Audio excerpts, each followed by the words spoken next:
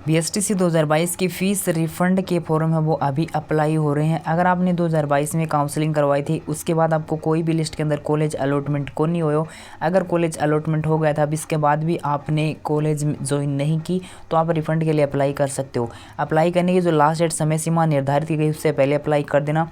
अगर आप अप्लाई नहीं करोगे तो आपका रिफ़ंड नहीं आएगा। और आपका रिफ़ंड आपके बैंक अकाउंट में कब आएगा, मान लो आपने अप्लाई कर दिया, उसके कितने दिन बाद आपको अकाउंट में आपके पैसे वो मिल जाएंगे, कितने रुपए आपको रिफ़ंड है वो होने वाले हैं, उसके बारे में अपन बात करने वाले हैं इस वीडियो के अंदर। तो वीडियो को एक बार लाइक शेयर कर देना और चैनल को सब्सक्राइब नहीं करेगा तो सब्सक्राइब करना, चैनल आपके बहुत काम आने वाला है। बीएसटीसी 2022 की हर ऑथेंटिक न्यूज़ मिली है, उसी प्रकार बीएसटीसी 2023 की भी आपको मिलने वाली है। तो अगर चाहो तो सब्सक्राइब कर लेना, बाद में आपको अनसब्सक्राइब भी कर सकते हो अगर आपको ये लगे कि कोई काम का नहीं है। तो अभी अपन बात करें रिफ़ंड फॉर्म के लास्ट डेट की, तो लास्ट डेट जो है वो नोटिफिकेशन में आप सभी ने देख ली होगी, आप सभी को पता भी होगा। अगर नहीं पता तो मैं आपको बता दूं कि अभी इसकी लास्ट डेट जो रखी गई है वो आपकी 31 तारीख रखी गई है। 31 तारीख से पहले रिफ़ंड के फॉर्म वो अप्लाई कर देना। और बीएसटीसी 2022 के रिफ़ंड के फॉर्म कब स्टार्ट होंगे ये मैंने जून के शुरुआत में ही आपको बता दिया था कि जून के जब स्टार्टिंग वीक था उसी में आपको मैंने बता दिया था कि जून लास्ट में आपके रिफ़ंड के फॉर्म वो स्टार्ट कर दिए जाएंगे। तो फाइनली 27 जून को नोटिफिकेशन आया था और 28 जून से आपके रिफ़ंड के फॉर्म वो स्टार्ट कर दिए गए थे। ठीक है, यानी जो भी जानकारी होती है वो आपको पहले ही ऑथेंटिक न्यूज़ है उसके आधार पर बता दी जाती है कि इस तारीख तक आपके रिफ़ंड के फॉर्म वो स्टार्ट हो जाएंगे। तो 31 तारीख से पहले आप रिफ़ंड का फॉर्म है वो भर देना अगर आपने अभी तक नहीं भरा तो। ठीक है, क्योंकि अप्लाई नहीं करोगे तो उसके बाद आपका रिफ़ंड नहीं आएगा, फिर आप विभाग को दोष दोगे, विभाग को दोष मत देना। आपको काम है रिफ़ंड का फॉर्म अप्लाई करना, और अगर आपने रिफ़ंड का फॉर्म अप्लाई कर दिया उसके बाद आपका रिफ़ंड नहीं आया ना तो आप विभाग को दोष देना, बाकी विभाग को दोष मत देना अगर आप अप्लाई नहीं करोगे तो। बिना अप्लाई के आपका रिफ़ंड है वो नहीं आएगा। अभी तो एक बार इसकी लास्ट डेट 31 तारीख रखी गई है और 31 तारीख से आगे बढ़ेगी या नहीं बढ़ेगी वो डिपेंड करता है विभाग के ऊपर। बाकी आपको एक और चांस है वो दिया जाएगा रिफ़ंड का। अभी अपन बात करते हैं कि कितना क्या आपका रिफ़ंड आने वाला है, कब तक आपके अकाउंट में आ जाएगा। तो अभी जिन्होंने काउंसलिंग करवाई थी 2022 में उसको कॉलेज अलॉटमेंट हो गया था, कोई भी लिस्ट के अंदर कॉलेज अलॉटमेंट होने के बाद आपको रिफ़ंड अप्लाई, एक तो रिफ़ंड तब दिया जाता है जब आपको कोई भी लिस्ट के अंदर कॉलेज अलॉट हो जाती है और आप कॉलेज को ज्वाइन नहीं करते, और एक आपको मान लो कोई भी लिस्ट के अंदर कॉलेज अलॉटमेंट नहीं होता तो आपने जो 3000 रुपये की काउंसलिंग करवाई थी उस स्थिति में आपको दो स्थिति होती हैं, एक तो कॉलेज अलॉटमेंट हो जाता है और एक होता है कि कॉलेज अलॉटमेंट नहीं होता। अगर कॉलेज अलॉटमेंट नहीं होता ना तो आपको 2900 रुपये रिफ़ंड कर दिए जाएंगे, यानी 100 रुपये कट करके 2900 रुपये रिफ़ंड कर दिए जाएंगे। अगर आपको कॉलेज अलॉटमेंट हो जाता है उसके बाद आप कॉलेज में आगे के प्रोसेस में भाग नहीं लेते, यानी फ़ीस वगैरह जमा नहीं करवाते, रिपोर्टिंग वगैरह नहीं करते और आपका एडमिशन है वो नहीं होता सक्सेसफुल, तो आप क्या कर सकते हो उसके लिए जब रिफ़ंड के लिए अप्लाई करते हो तो आपको 2600 रुपये है वो रिफ़ंड किए जाते हैं। ठीक है, 2600 रुपये आपको रिफ़ंड किए जाएंगे अगर आपको कॉलेज अलॉटमेंट हो गया उसके बाद आपने आगे के प्रोसेस में भाग नहीं लिया तो। ये मैं पिछले साल के अकॉर्डिंग बता रहा हूँ। और ठीक इसी प्रकार इस साल भी ऐसे होगा, आपके कॉलेज अलॉटमेंट ना होने की स्थिति में 100 रुपये कट होंगे और कॉलेज अलॉटमेंट होने की स्थिति में आपने ज्वाइन नहीं करते तो आपके 2600 रुपये आपको रिफ़ंड है वो किए जाएंगे। आगे बात समझ में, ये आपके अकाउंट में किए जाएंगे जब आप रिफ़ंड का फॉर्म अप्लाई करोगे तो वहाँ पे आपको बैंक अकाउंट है वो ऐड करना पड़ेगा। अब एक सबसे इंपॉर्टेंट जानकारी आपको और दे दूँ कि अगर मान लो आपने बैंक अकाउंट ऐड करोगे तो वहाँ पे आपका जो भी जिसका भी अकाउंट ऐड करो उसका आप यहाँ पे देखो, यहाँ पे लिखा हुआ है कि आप किस किस का अकाउंट है वो यहाँ पे ऐड कर सकते हो।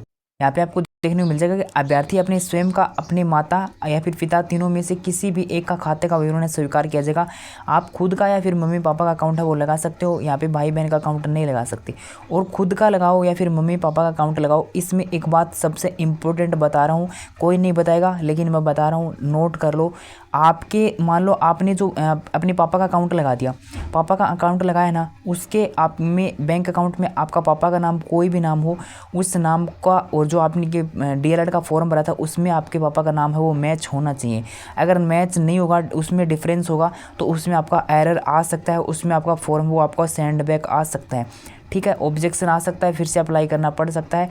इसीलिए इस बात को विशेष रूप से ध्यान रखें। अगर माता का लगाते हो यानी मम्मी का लगाते हो तो भी आपका जो आपके डीएलएड के फॉर्म में और आपके मम्मी के अकाउंट में नाम है वो सेम होना चाहिए।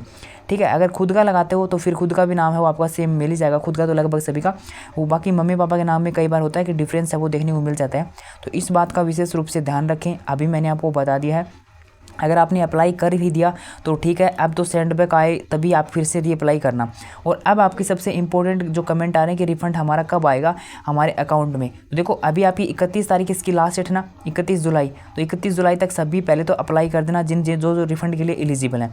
उसके बाद रिफ़ंड आपका कब आएगा, उसके बाद रिफ़ंड आने में थोड़ा समय लगेगा। ऐसा नहीं कि 31 तारीख को आपको रिफ़ंड की लास्ट डेट है और 10 अगस्त तक आपका रिफ़ंड आ जाएगा। ऐसा नहीं होगा कि 10 तारीख तक रिफ़ंड आ जाएगा, रिफ़ंड आने में समय लगेगा। रिफ़ंड कैसे क्या आता है, देखो अभी आप फॉर्म अप्लाई करोगे, उसके बाद फॉर्म आपके चेक होंगे, कौन कौन से फॉर्म आपने जो अप्लाई किए उनके बाद अगर आपकी जो रिफ़ंड फॉर्म में कोई प्रकार की गलती मिलती है तो आपके फॉर्म है वो सेंड बैक किया जाएगा। या फिर आपने जो भी अकाउंट वगैरह नंबर वगैरह दिए हैं उसमें तो कोई प्रकार की त्रुटि रह गई है या गलत डाल दिए हैं तो फिर उसको आपका फॉर्म को सेंड बैक किया जाएगा। जिनका फॉर्म सेंड बैक नहीं आएगा उनकी एक अलग से, यानी जिनका फॉर्म सक्सेसफुल हो जाएगा उनकी फ़ाइल एक अलग से फ़ाइल है वो तैयार की जाएगी और जब भी रिफ़ंड डाला जाएगा तो उनका रिफ़ंड है वो आ जाएगा। अब काफ़ी स्टूडेंट के बाद एक ये भी डाउट रहता है कि मैं पहले अप्लाई करूँगा ना तो मेरा पहले रिफ़ंड है वो आ जाओगे। तो देखो यह कोई बड़ी बात को नहीं थी, पहले अप्लाई करूँगा तो थारो पहले रिफ़ंड आओगे। मैंने देखा है कि जो स्टूडेंट फॉर्म स्टार्ट होने के 1 महीने बाद तक अगर अप्लाई करते ना और उनका रिफ़ंड भी ठीक 1 महीने के बाद आ जाता है और जिन्होंने पहले ही अप्लाई किया था उनका रिफ़ंड नहीं आता, क्योंकि पता नहीं जल्दबाजी में कोई ना कोई उनके द्वारा गलती की जाती होगी जिसकी वजह से फॉर्म का सेंड बैक आ जाता है और वो पड़ा रहता है। फिर आपको फिर से अप्लाई करना पड़ता है, सेंड बैक आने के बाद फिर से फॉर्म चेक होता है, फिर से सक्सेसफुल होता है, फिर आपकी फाइल तैयार होती है, फिर आपका रिफ़ंड डाला जाता है, फिर अकाउंट में आता है। तो इस प्रकार की प्रोसेस है। ऐसा नहीं कि आपने फॉर्म अप्लाई किया और उसके तुरंत बाद सीधे आपके अकाउंट में रिफ़ंड है वो डाल दिया, ऐसा नहीं होगा। फॉर्म आपका रिफ़ंड का जो डाला है उसकी चेक होगा, जो आपने जो उसमें चालान नंबर वगैरह दिए हैं वो उसमें सही है नहीं है, आपने कितने क्या चालान किए थे, कितने नंबर के कितने रुपए के किए थे, वो सारे चेक होगा। उसके बाद ही आपके पैसे वो रिफ़ंड के अकाउंट के अंदर है वो डाले जाते हैं। तो रिफ़ंड आने में सबसे इम्पोर्टेंट कि कब तक रिफ़ंड आएगा, कितने दिन बाद रिफ़ंड आ जाएगा। तो लगभग 1 महीने से पहले तो आपका रिफ़ंड है वो नहीं आएगा, 1 महीने बाद ही आपका रिफ़ंड है वो आएगा। ठीक है, अभी मैं आपको बताऊं तो रिफ़ंड आपका सितंबर 1 तक आने स्टार्ट हो सकते हैं, फिर सितंबर में आपके रिफ़ंड है वो आ सकते हैं। अगर अभी अपन बात करें अगस्त की तो अगस्त के शुरू मतलब लास्ट अगस्त में तो मान लो कि आपके ना के बराबर चांस है कि आपका रिफ़ंड है वो आ जाएगा।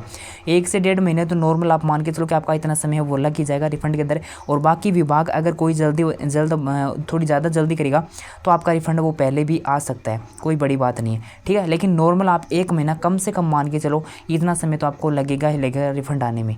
ऊपर आपके 1.5 महीने भी लाग सकता है, 2 महीना भी लाग सकते हैं रिफ़ंड आने में, क्योंकि पीटीटी की मैंने देखा है कि अभी तक रिफ़ंड नहीं आया जिन स्टूडेंट ने फरवरी के अंदर अप्लाई किया था उनके अंदर उनका, और कुछ का आ गया, कुछ का अभी भी नहीं आया है जिन्होंने फरवरी में अप्लाई किया था उनका। तो यही है, ये डिपेंड करता है विभाग के ऊपर। लेकिन मैंने कम से कम बताया कि 1 से 1.5 महीना तो नॉर्मल मान के चलो, उससे पहले तो नहीं आएगा। उसके बाद डिपेंड करेगा विभाग के ऊपर, वो कितना जल्दी काम करते हैं, कितना जल्दी आपकी रिफ़ंड की प्रोसेस है वो होती है।